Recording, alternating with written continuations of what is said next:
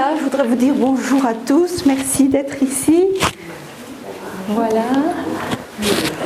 Je m'appelle Michèle Gossens et aujourd'hui je vais vous parler de ce que votre espace de vie vous révèle de votre relation de couple. En fait, je suis diplômée en Feng Shui occidental et en Vastu Shastra qui est son ancêtre. Les Chinois n'ont rien inventé, ce sont les Indiens qui en fait ont découvert le Vastu Shastra, donc le Feng Shui indien. Et les Chinois sont allés en Inde, ont adopté le Vastu Shastra, l'ont adapté à leur mentalité et c'est devenu du Feng Shui. Les Européens sont allés en Inde, ont ramené le Vastu Shastra et ils l'ont adapté aussi à leur mentalité d'Européens et c'est devenu la géobiologie. Donc la géobiologie, le Vastu Shastra et le Feng Shui ont la même origine. Alors, quelle est la différence entre le Feng Shui et le Vastu Shastra? C'est que les Chinois sont beaucoup plus dans tout ce qui est financier, relié à l'abondance. Donc ils considèrent l'énergie comme une circulation. Hein? Quand on dit la circulation de l'énergie trop rapide, trop lente, dans la recherche de en fait l'équilibre. Les Indiens vont beaucoup plus loin, c'est qu'ils amènent à l'énergie une qualité, un niveau vibratoire. Et donc vous pouvez vivre à différents niveaux vibratoires dans votre maison. Si vous vivez au niveau 1, en fait vous êtes au niveau de survie, le niveau, où les personnes vivent quand elles sont en guerre ou quand il y a juste après une catastrophe. Puis vous arrivez au niveau 2. Ça, c'est le métro, boulot, dodo. C'est déjà mieux. Et puis, quand vous passez au niveau 3, vous êtes déjà au niveau, des objectifs, d'avoir un projet de vie. Donc, ça ne veut pas dire que vous allez toujours vivre, par exemple, au niveau 1, au niveau 2, au niveau 3. Et même, c'est encore mieux au niveau 4, le niveau de l'intuition, ou le niveau 5, qui est le niveau des hauts lieux vibratoires. Ce ne serait pas conseillé non plus d'être toujours à ce niveau-là parce qu'on planerait et on n'aurait peut-être pas les pieds sur terre. Donc, mais vous allez voir qu'à certains moments de la vie, vous allez être dans le métro, boulot, dodo, puis vous avez un projet, vous mariez, allez en vacances, et là on passe tout de suite au niveau 3. Ou bien, on rentre de vacances, il ne fait pas très bon, c'est l'automne, et hop, on repasse dans le métro, boulot, dodo. Voilà. Je voulais vous parler un petit peu de mes origines parce que j'ai terminé il n'y a pas longtemps une formation en psychogénéalogie et donc maintenant je travaille aussi sur la psychogénéalogie des lieux de vie. J'ai ajouté ça au Feng Shui et au Vastu. Alors j'étais vraiment prédestinée pour travailler pour les maisons parce qu'il y a quand même 20 ans que je fais du Feng Shui parce que du côté de ma lignée maternelle, mon arrière-grand-père était marbrier. Et mes grands-parents et arrière-grands-parents maternels, mais du côté paternel, si on veut dire, étaient bijoutiers. Donc les bijoutiers, c'est toujours de la pierre.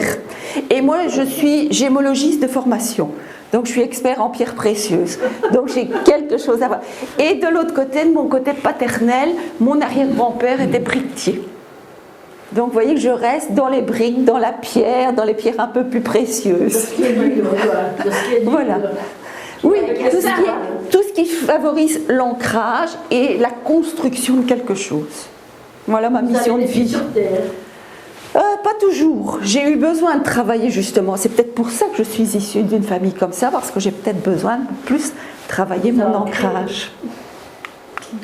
Voilà. Donc dans cette conférence, je vais vous révéler comment utiliser le Feng Shui pour grandir et atteindre vos objectifs. Vous allez voir que moi, je l'aborde différemment. Et je vous expliquerai un petit peu plus tard.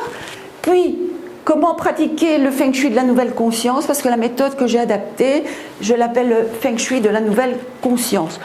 Toute science évolue. Et pour moi, je devais faire évoluer également le Feng Shui et l'aborder d'une nouvelle manière parce que nous sommes dans une pleine évolution. Le niveau vibratoire de la Terre change, les mentalités changent. Nous ne sommes pas des Asiatiques, nous sommes des Européens. Tout ça fait qu'il faut adapter le Feng Shui. Et puis, je vais vous expliquer aussi comment déjouer les tours du mental et comment améliorer bien sûr votre vie de couple, qui est le but de cette conférence. Alors, à la fin de la conférence, je vais vous offrir un cadeau. Et ça va être un deal. Je vous expliquerai un petit peu plus loin. Comme vous avez vu qu'on est déjà un petit peu en retard, je vais peut-être parler un peu vite, parce que j'aime pas faire attendre la personne qui fera la conférence suivante. Vous viendrez sur mon stand et à ce moment-là, je suis juste en dessous de l'escalier, juste à la descente, et je vous remettrai votre cadeau. Ça va? Je pense qu'il y en a certains qui l'ont déjà eu. Voilà. Je n'ai pas eu.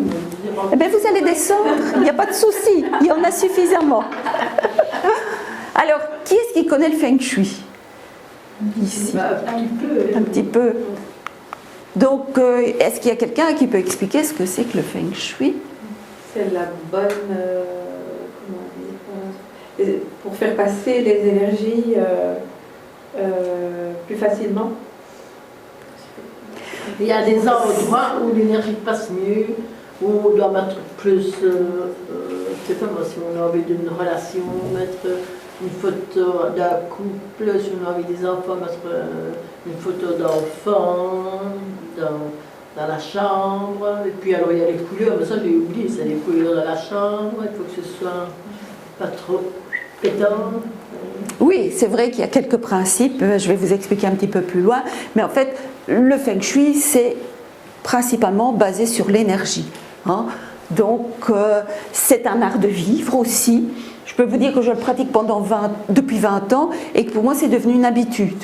Je vis avec le Feng Shui. En fait, il faut bien se dire aussi que le Feng Shui, c'est pas quelque chose qui est figé. Il ne faut pas dire « Ah, j'ai fait le Feng Shui de la maison, maintenant ça ne bouge plus ». Vous évoluez, ça doit évoluer. Donc c'est quelque chose qui se vit tous les jours et qui bouge tous les jours.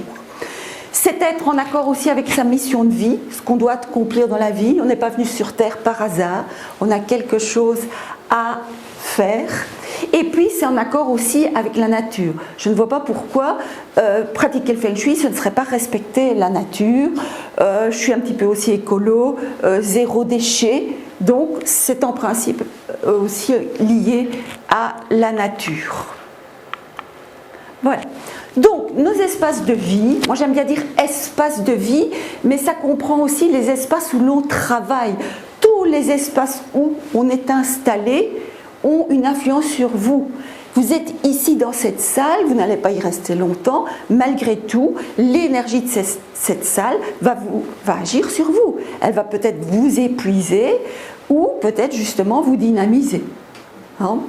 Alors, c'est amusant parce que je suis jamais venue, ça fait la 3e année que je fais le salon ici, et je suis jamais venue dans cette salle-ci, et je vois qu'il y a cette poutre, donc qui en fait coupe la salle en deux. Il y a une sorte de coupure comme ça. J'étais allée dans une maison chez des personnes qui avaient fait appel à moi, et au milieu de la salle à manger trônait une poutre comme celle-ci. Mais la table n'était pas centrée par rapport à cette poutre. Et je dis à cette dame, est-ce qu'il n'y a pas une coupure dans la famille? Elle me dit, oui, regardez, mon mari il est toujours de ce côté-là, ils avaient 3 filles. Nous les femmes, on se met de ce côté-là. Et lui, c'est le patriarche, donc c'est pas l'idéal, cette poutre comme ça qui coupe un petit peu la communication. Et quand il y a un poutre entre le salon et la salle à manger? Pas entre si vous l'avez entre le salon et la salle à manger, en fait, vous délimitez 2 zones. Deux zones qui sont différentes, puisque le salon, c'est plutôt lié au repos, et la salle à manger, c'est plutôt lié à quelque chose de plus énergique, où on mange, où il y a des échanges et des choses comme ça. Mais si ça coupe une table, si ça coupe un lit aussi, ça peut aussi provoquer des conflits. Donc, notre espace de vie, nos espaces de vie, on les considère comme une seconde peau. Et sur cette seconde peau, nous avons projeté tous nos ressentis, nos émotions, nos croyances, notre personnalité, notre potentiel, notre éducation, le vécu de nos ancêtres. Parce qu'en fait, vous pouvez visiter même des maisons qui sont toutes à l'identique dans une rue. Vous pouvez aller visiter toutes les maisons, frapper à la porte de chaque personne. Vous verrez qu'à l'intérieur, il n'y en a aucune qui sera pareille. Même si de l'extérieur, et encore, je cherchais pour une photo du PowerPoint un petit peu plus loin, toutes des maisons identiques, j'en ai pas trouvé. Pourquoi? Parce qu'il y a des personnes qui vont mettre un pot de géranium sur leur appui de fenêtre, il y en a d'autres qui vont mettre une vigne vierge sur la façade, il y en a qui vont poser un éclairage. Donc chaque maison est différente.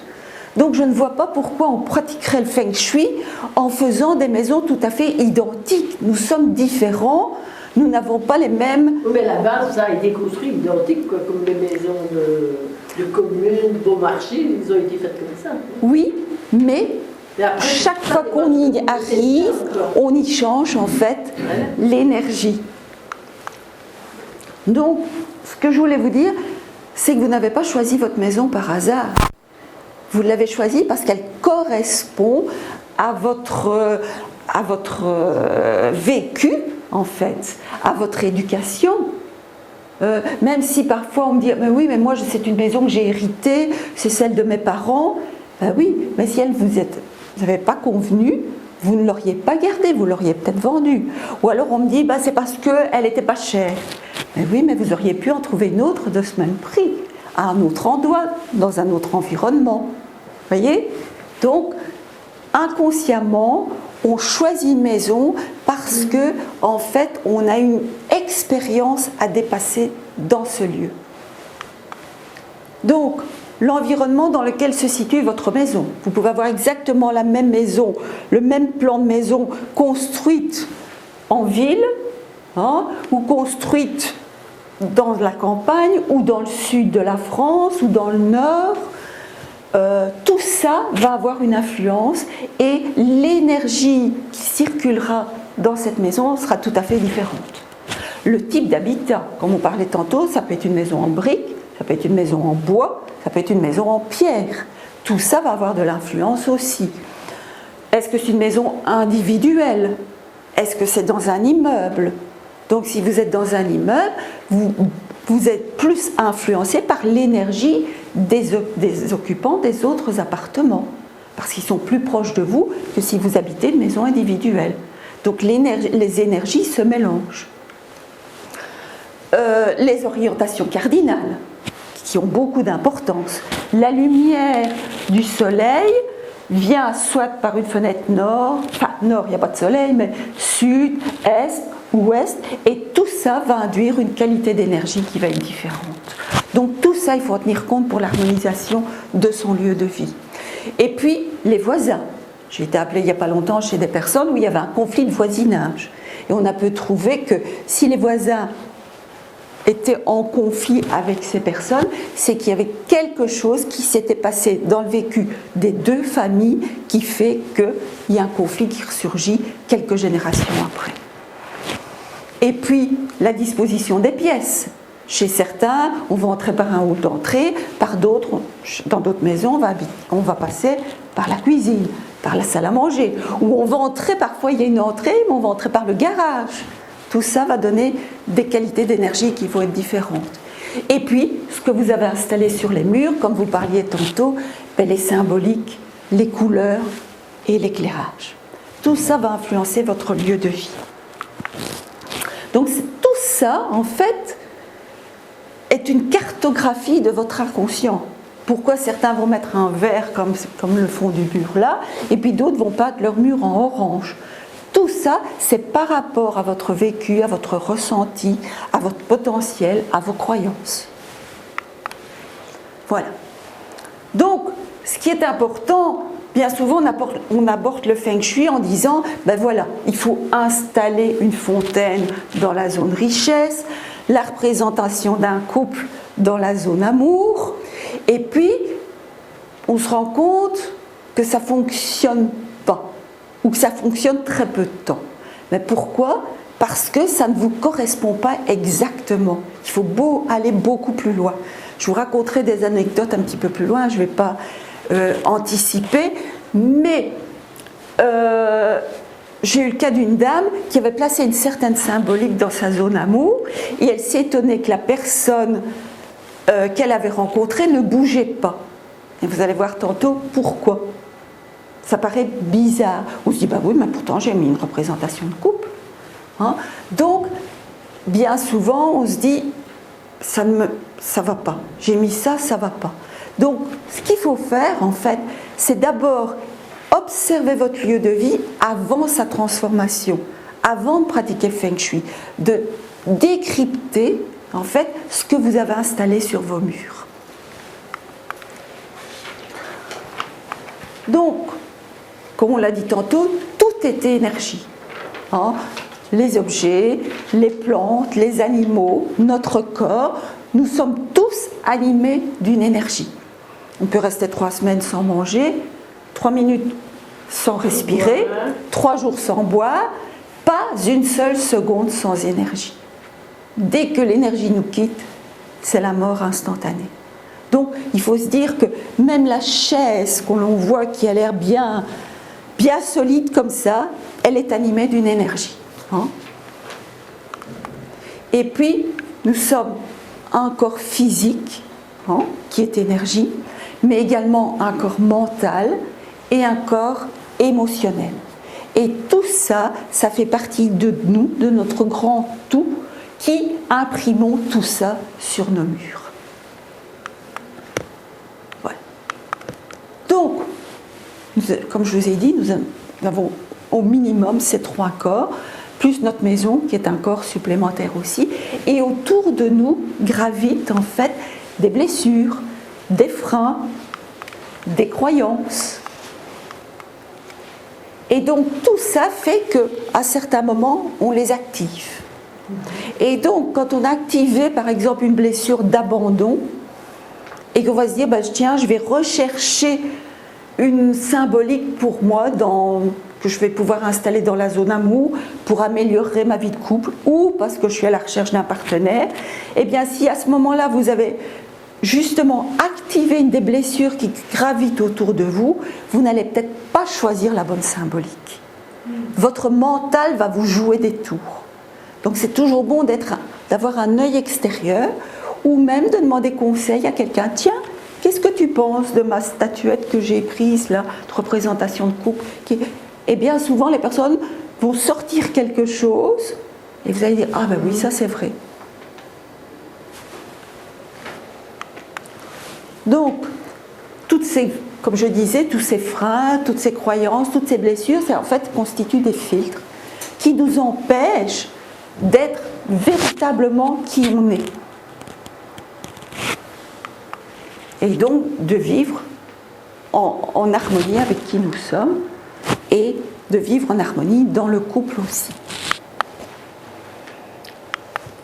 Donc, votre espace de vie, avant de commencer à le transformer avec le Feng Shui, observez ce qu'il représente. Il représente tout votre potentiel. J'ai parlé ici du côté négatif, mais il représente aussi tout votre potentiel, toutes vos forces, tout ce qui vous empêche d'atteindre vos objectifs. Bien souvent, j'ai des personnes, quand je leur demande, dans les salons, je dis, tiens, vous avez déjà utilisé le Feng Shui ? Oui, je l'ai utilisé, mais au bout d'un certain temps, j'ai changé parce que c'était une amie qui m'avait dit de mettre ça dans ma zone amour pour que je trouve quelqu'un. Mais moi, ça ne me correspondait pas. C'était pas beau, c'était pas... Vous voyez ? Pourquoi ? Parce que vous n'avez pas trouvé ce qui vous convenait vraiment. Ou bien, oui, j'ai lu un livre et j'ai adopté ça. Mais bon, non, ça ne fonctionne pas. Non, je ne veux plus entendre parler du Feng Shui. Vous voyez, c'est comme ça qu'on se dégoûte un peu de quelque chose, tout simplement parce qu'on a une attitude trop rigide. Je trouve que le Feng Shui est présenté d'une manière trop rigide. On peut mettre ça, on ne peut pas mettre ça. Qui peut déterminer ce qui est bon et ce qui n'est pas bon ? Nous sommes dans une société qui est bipolaire, régie sous le yin et sous le yang. Alors, qu'est-ce qui est bon, qu'est-ce qui est mauvais ? Et chaque personne va dire ça se passe autre chose. Voilà, et puis une personne aime le jaune et une autre aime le rouge. Est-ce que le jaune est moins bon que le rouge ? Non. Tout dépend de ce qu'on recherche. Alors bien sûr, on va savoir que le jaune et le rouge, c'est 2 couleurs toniques, dynamiques, donc qui vont dynamiser. Donc une personne qui sera trop introvertie se sentira mal à l'aise dans des couleurs comme ça. Et puis une personne qui est très énergique va choisir ces couleurs-là, mais ça va seulement la stresser. Donc qu'est-ce qui est bon, qu'est-ce qui n'est pas bon ? Voilà, notre mental nous joue des tours. Et c'est ça qui est compliqué, parce qu'on est persuadé qu'on a trouvé la bonne symbolique à installer, et en réalité, elle ne nous correspond pas vraiment. Donc c'est ce que je vais vous expliquer. Donc, est-ce que vous recherchez une vie pleine de bonheur, je suppose, pleine de nouveautés dans la réalisation de vos projets, que vos rêves se réalisent, que vos objectifs se concrétisent? Je pense que tout le monde va me dire oui. Hein? Alors, maintenant, ce que je vous conseille, c'est quand vous allez rentrer chez vous, c'est d'observer votre lieu de vie. Et la meilleure chose, c'est de faire des photos. Parce qu'on est tellement habitué à voir notre lieu de vie qu'on ne se rend plus compte. Donc c'est intéressant que, qu'est-ce que j'ai installé? Eh bien, faire des photos et d'avoir un œil extérieur et un œil détaché, de se dire, ah oui, mais est-ce que ça me correspond vraiment?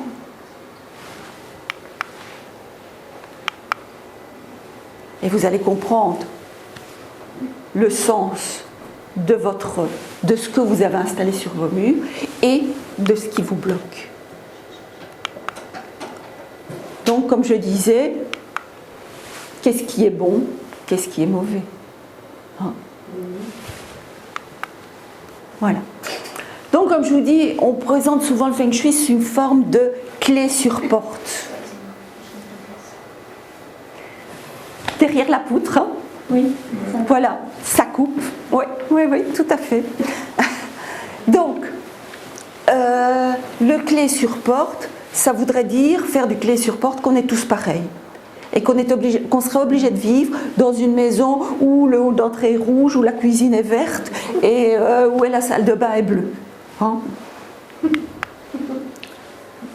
Il est sensible, voilà. Donc, la réflexion que vous devez avoir à faire, c'est pourquoi vous avez choisi cette maison avec cet environnement. Hein? D'avoir une petite réflexion, pourquoi j'ai choisi cette maison? Pourquoi, indirectement, j'ai choisi ces voisins? Vous allez me dire, mais je ne les ai pas choisis. Mais l'énergie que les voisins projetaient vous a attiré pour y vivre quelque chose. Peut-être en positif, peut-être en négatif, pour dépasser quelque chose. Ils sont venus plus tard, les voisins. J'avais un monsieur, justement, tantôt, qui me parlait sur le stand. Il vient de déménager et il a des voisins hyper bruyants. Hyper bruyants. Et il n'en peut plus. Je lui ai donné un petit truc. On va voir, ce truc, je l'ai donné à des dizaines de personnes. Et ça fonctionne toujours. Il y a deux principes quand on a des voisins bruyants, c'est soit d'utiliser un miroir avec la face réfléchissante vers les voisins, comme ça on leur renvoie leur énergie, soit peindre les murs en vert. Le vert a un effet d'atténuation du bruit. À l'intérieur. Oui, à l'intérieur, chez vous, oui, malheureusement on ne peut pas les peindre, les murs du voisin. Alors, les orientations cardinales, je vous parlais tantôt des différents niveaux vibratoires, eh bien, l'orientation cardinale a aussi une influence. La lumière qui vient du nord n'a pas la même qualité vibratoire que la lumière qui vient de l'ouest ou de l'est. Le nord laisse les choses telles quelles, il n'y a jamais de lumière. L'est est une énergie plus dynamique, plus tonique. C'est le lever du soleil. La lumière est baignée d'ultraviolet. Mais l'est, en excès, peut provoquer de l'instabilité. Par contre, l'ouest est une énergie descendante. C'est une énergie qui est calmante. Donc, suivant qu'on habite une maison qui est plutôt à tendance yang, donc très dynamique, eh bien, il faudra peut-être, avec beaucoup de fenêtres à l'est, mettons, il faudra peut-être plutôt réguler plutôt cette énergie. Par contre, on est dans des énergies d'ouest qui sont des énergies descendantes, il va falloir plus dynamiser. Vous voyez, il faut chaque fois tenir en compte pour rétablir le principe d'équilibre du Feng Shui. Donc, au lieu d'être au nord-est pour aller dormir, c'est comme plus reposant. Mais ça dépend de qui on est aussi. Moi, je travaille aussi avec l'Ayurveda, puisque dans le Vastu Shastra, on parle de l'Ayurveda, et ça dépend du type de personne que l'on est. Moi, par exemple, je suis Vata Pitta, donc je suis quelqu'un qui est beaucoup dans le mental et qui est assez tonique. Eh bien, justement, moi, je vais choisir pour dormir une orientation qui va être plus calmante, qui va m'apaiser. Par contre, quelqu'un qui est plus un kapha, plus lymphatique, ben ça, c'est quelqu'un qui va devoir avoir quelque chose pour dynamiser. Il faut toujours tenir compte de tout ça. Pour aller dormir, il ne faut pas dynamiser, c'est l'inverse. Mais on a besoin quand même, parce que si vous êtes trop dans une énergie d'ouest ou sud-ouest, si vous êtes déjà lymphatique, vous n'allez jamais vous lever. Ça. Enfin, vous allez avoir du mal de vous lever, j'exagère un petit peu. Donc, voilà. Donc, je vous ai expliqué un petit peu le principe et comment j'abordais le Feng Shui. Maintenant, on va entrer dans le vif du sujet et de la conférence sur la vie de couple. Qu'on soit seul ou en couple, eh bien, comment je vais dire, si vous êtes à la recherche d'un compagnon, ben, il faut justement apprendre à améliorer l'ambiance d'amour. Et si vous êtes en couple, eh bien, il faut aussi améliorer souvent la relation de couple. Et donc, on sait que l'amour joue un rôle important dans notre vie. Ici, j'ai ciblé un peu sur le couple, mais toutes les relations que nous entretenons avec tout le monde sont basées sur l'amour, que ce soit avec nos enfants, nos voisins, nos collègues de travail, nos clients si on est indépendant. Tout ça est relié à une relation d'amour, une relation amoureuse. Donc, comme j'ai dit, avec notre conjoint, avec nos enfants, notre famille, nos amis, nos clients, nos collègues. Donc, chaque être humain a besoin de se sentir aimé. C'est quand il se sent aimé qu'il se sent exister. Donc, les espaces de vie, comme je vous ai dit, sont, si vous avez déjà entendu parler du Feng Shui, sont reliés à des secteurs. Donc en Feng Shui, quand on a le plan de son habitation, bien sûr il existe différentes écoles, l'école de la forme et l'école de la boussole qui vont placer différemment le bagua. Donc le bagua, c'est cette carte symbolique qu'on dépose sur le plan de notre habitation et qui détermine les différents secteurs de l'habitation. Et ces différents secteurs de l'habitation sont reliés en fait aux différents secteurs de notre vie. Donc j'ai créé une roue de la satisfaction, vous voyez, qui est graduée et donc où vous notez quelles sensations, comment vous vous sentez dans ce secteur. Et vous graduez de 0 à 10. Si vous sentez très bien, vous mettez 10, si c'est mal, vous mettez 0. Hein, et bien sûr les intermédiaires. Et vous reliez tous les points et vous voyez si votre roue, elle tourne correctement. Donc, j'ai beaucoup d'articles sur mon site, vous pouvez chaque fois les consulter et vous pouvez aller voir où j'explique en approfondissant la roue de la satisfaction. Ici, bien sûr, puisqu'on est dans la conférence sur le couple, on va aller voir à quoi correspond l'amour. Voilà. Est-ce que je suis satisfait de toutes mes relations? Parce qu'ici, tout est pris en gros de toutes mes relations avec mon conjoint, ma famille, mes amis, mes collègues de travail, etc. Et donc en Feng Shui, la graduation qui sera la plus basse, c'est celle que vous devez travailler pour l'instant. Parce que si vous commencez à travailler dans tous les sens, vous allez tout déstabiliser dans la maison et vous n'allez plus savoir où ça en est, où vous avez commis une erreur et où il faudra faire marche arrière. Donc ce que je vous conseille, c'est de procéder secteur par secteur.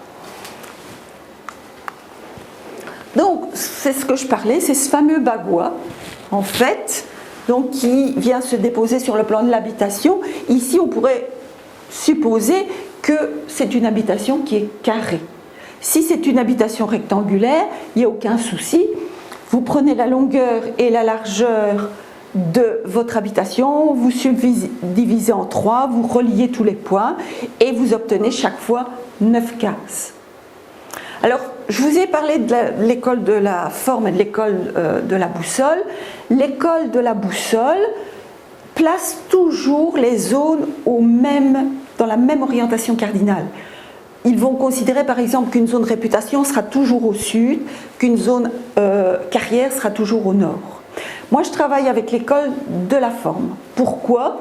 J'ai débuté avec les différents Feng Shui, j'ai débuté par le Feng Shui occidental aussi, mais il me correspond plus à ma mentalité d'Européen. Et je vais vous expliquer pourquoi.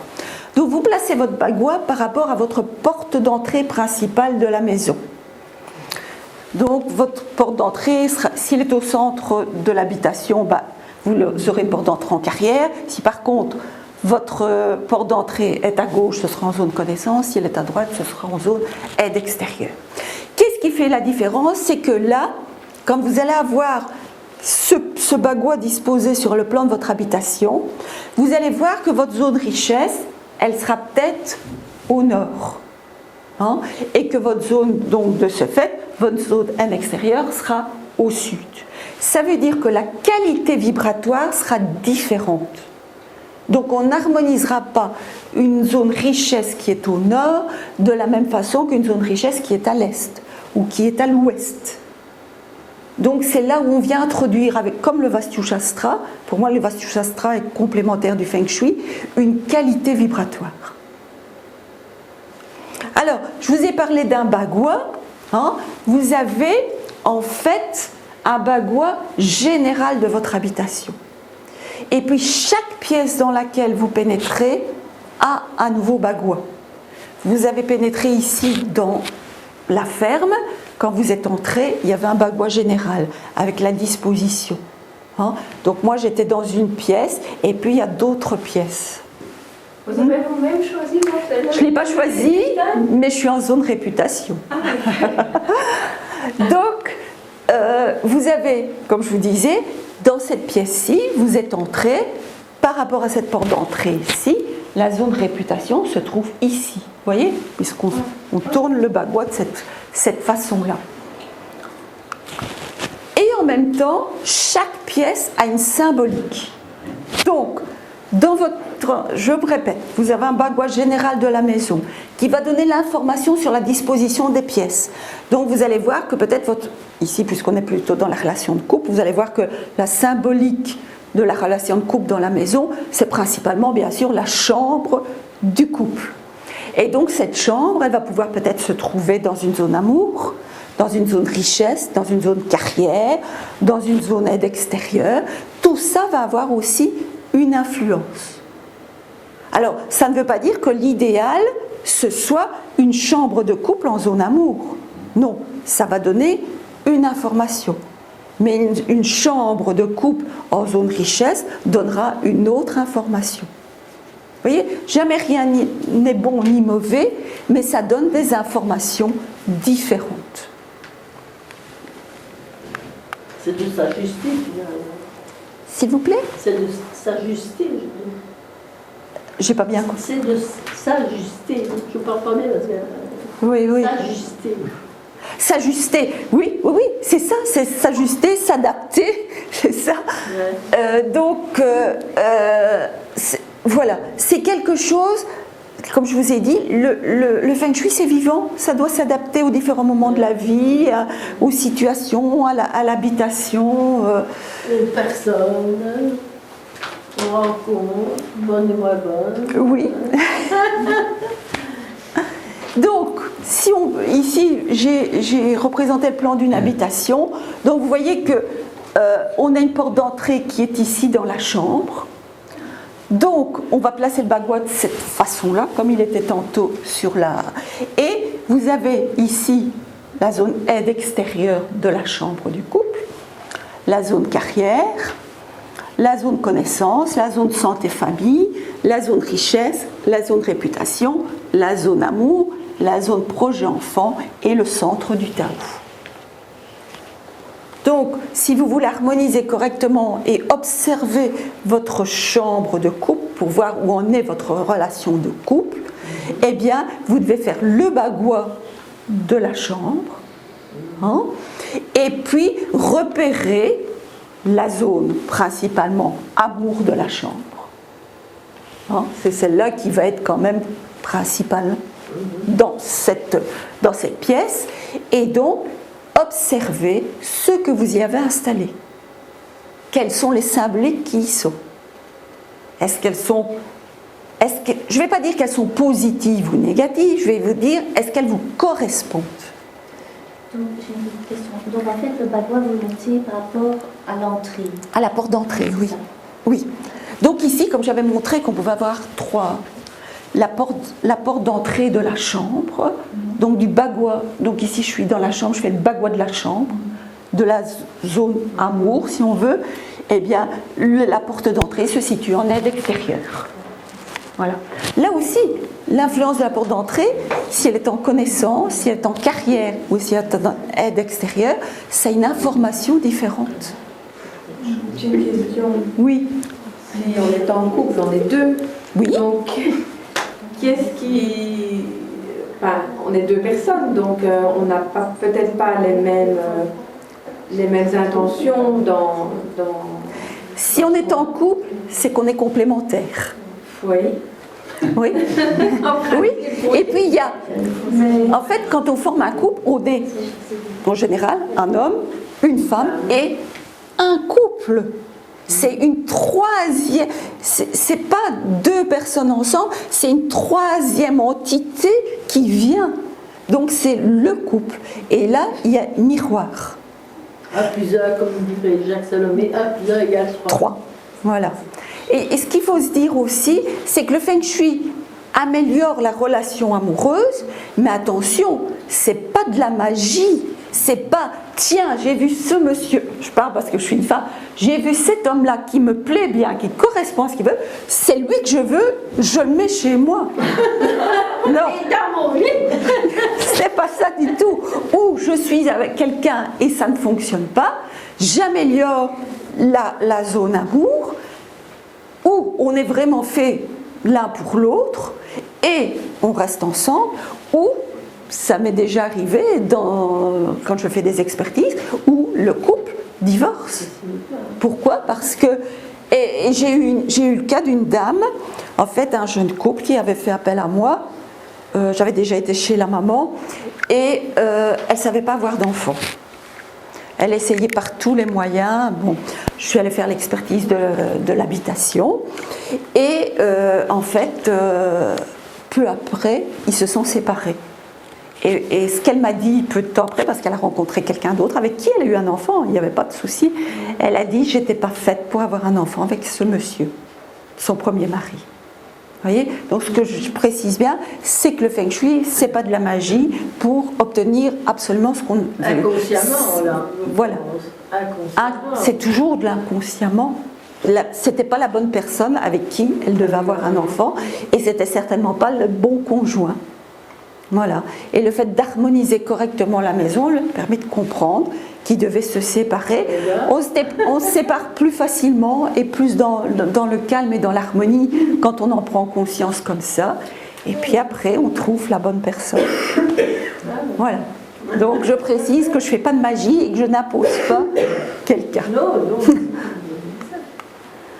Voilà, donc comme je vous ai dit, chaque pièce de la maison possède une symbolique, et plus spécialement la chambre du couple, ou la chambre, je vais pas dire parentale, mais de l'adulte, et où il y aura le futur couple si l'on est seul et qu'on est à la recherche de quelqu'un.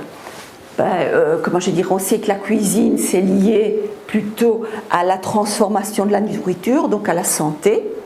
La salle de bain, c'est lié à l'image de soi, donc la façon dont on s'aime. Donc c'est important aussi quand on veut améliorer sa relation de couple, c'est d'aller voir aussi ce qui se passe dans la salle de bain.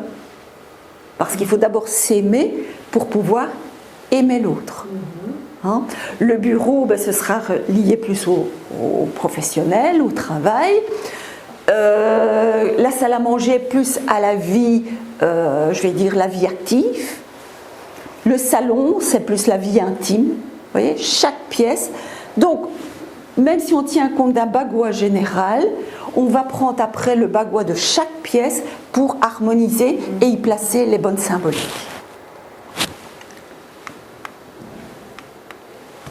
Voilà. Donc, comment vous allez procéder? C'est d'abord de faire le plan de votre chambre, comme je vous ai montré précédemment, de repérer les orientations cardinales, parce que si vous avez une zone amour qui est à l'ouest, il faudra bien vous rendre compte qu'il faudra fortement la dynamiser. Par contre, si elle est à l'est, il faudra plutôt l'ancrer, parce qu'elle va plutôt créer de l'instabilité, trop d'énergie. Comme ça, c'est mixte. Ça n'est jamais mixte, hein, où vous êtes à l'est. C'est est, sud. C'est un peu de l'est. Alors c'est sud-est, oui. C'est un mélange de l'énergie sud et de l'énergie est. Oui.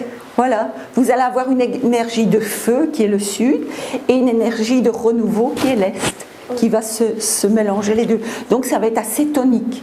Donc c'est une zone où il faudra plutôt calmer. Elle sera yang, donc il faudra venir y introduire du yin. Vous voyez, il faut toujours tenir compte de ça. Puis vous allez tracer le bagua de la chambre, hein, comme j'ai fait tantôt, et y mettre les orientations cardinales. Vous allez repérer la zone amour, et avant d'aller y mettre une symbolique, vous allez voir ce que vous avez mis, il reste 5 minutes, ce que vous avez mis comme symbolique dans la zone amour. Alors, je vais accélérer. Malheureusement, je ne vais pas pouvoir vous parler de tous les... Oui, à votre avis, la dame qui disait qu'elle avait rencontré un monsieur, elle avait harmonisé et il ne bougeait pas. Il se plaisait bien, mais il ne bougeait pas. À votre avis, qu'est-ce qu'elle avait pu mettre comme symbolique dans sa zone amour? Parce qu'elle a mis une statue qui est synonyme. Une statue sans jambes. Ah, Il ne bouge pas. ah ben oui. Non, mais c'est déjà... C'est parfois, j'ai une dame, elle m'a dit, il n'y avait pas les pieds sur terre. Elle avait tout à fait une représentation de l'artiste Niki Saint-Phal, c'est ça? Un homme qui était surélevé par rapport à la personne. C'est fantastique.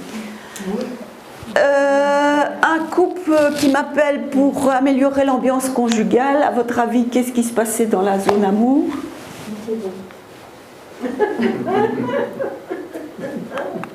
La photo de mariage du couple précédent. Oh, comment est-ce qu'on peut laisser ça? C'était une dame qui était veuve et donc pour ses enfants, elle voulait laisser. Alors est-ce que ce nouveau compagnon, il avait sa place? Est-ce qu'il se sentait à sa place? J'ai jamais entendu ça.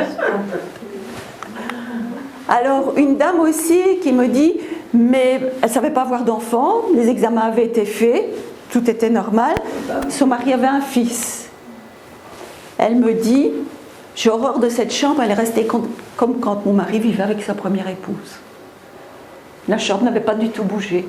Parce que c'est pas le tout, quand on change comme ça de couple, je vais dire, il avait divorcé ce monsieur, il ne faut pas garder le matelas, les oreillers, les couvertures, la décoration, il faut changer.